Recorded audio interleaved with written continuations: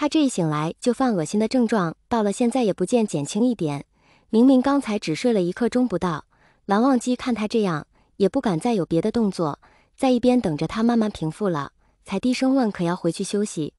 魏无羡摇了摇头。回来后，他几乎就一直闷在静室里，大门不出，二门不迈，感觉自己都快要闷坏了，却又没法像以前那样精力充沛的到处找乐子。肚子里的小人闹得他连逗蓝忘机的力气都快要没有了，好不容易不那么难受了，又要调侃蓝忘机：“二哥哥这回可真是把我带回家藏起来了。”今晨他难得醒得比蓝忘机早，精神也好，等蓝忘机起来后，便说想要跟他一起。蓝忘机本不同意，可转念一想，他这段时间几乎哪都没去，怕把人给闷坏了，这才把人带了出来。我没事，就是刚才一不小心睡着了。蓝湛，一会儿下了学，你陪我出去走走吧，这段时间闷得我头晕。如果不是对面还有这么多弟子，魏无羡可能又要靠到人身上去了。两人低声说了几句，他便又催着让蓝忘机回到前面去了。再过了几日便是中秋，纵然如姑苏蓝氏这样不染烟尘的地方，也免不了要庆贺一番。团圆日，贺团圆，所以这一天云深不知处的弟子都被放了1日的假，好与家人同贺中秋。这样的日子，蓝家家宴总算不再如平日里的家宴那般死气沉沉，但毕竟平日里都是各种规矩束缚的人家，再热闹也无法热闹到哪里去，只是比往常稍微多了些烟火气，端出来的饭菜也没什么变化。魏无羡在云深不知处待了几年，早已对这些没了期待，只说家宴过后要带几个小辈下山逛一逛，让几个少年兴奋了好长时间。蓝家的中秋过得无甚特别，山下的镇子里却是热闹得很。魏无羡看了眼熙熙攘攘的街道，果断地让跟在身后的蓝思追等人自己玩闹去了，自己则拉着蓝忘机找了个酒楼赏月品茗。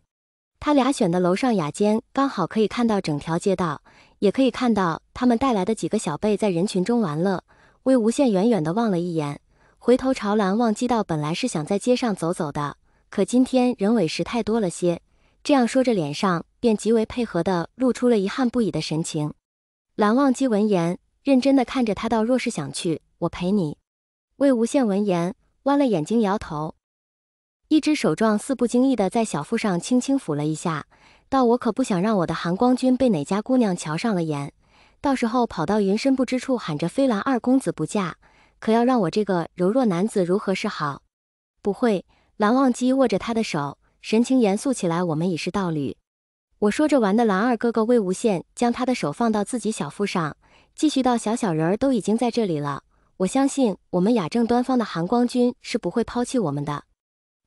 不会。”蓝忘机低头看了一眼魏无羡的小腹，坤泽的身体本就生得纤瘦，天气渐凉，他又穿得多了些，这样看是看不出什么，但他却是知道的，那里已经悄悄鼓起了一个小小的弧度，一个小小的生命正在里面慢慢长大。雅间的房门突然被敲响，蓝忘机起身去开门，是酒楼的伙计给他们送了饭食过来。因之前魏无羡说许久没有换口味了，所以虽然已在家宴上用过饭，两人还是点了几样小菜上来。等伙计摆好饭菜离开，魏无羡才看着桌上据说是为了庆祝中秋佳节，店家给酒楼里的客人送的小食笑了出来：“这2样我可都吃不得。”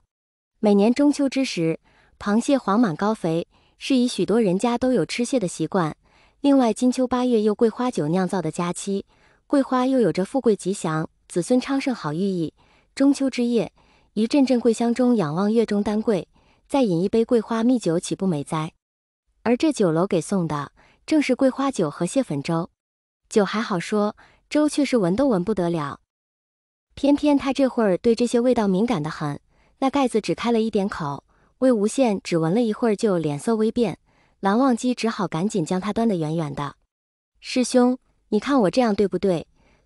就是这样的。”“哦，好，谢谢师兄。”蓝家教场上，年轻的弟子们正在认真钻研剑术，魏无羡坐在不远处，看他们讨论的认真，不时还比比划划，脸上也不由得露出笑来。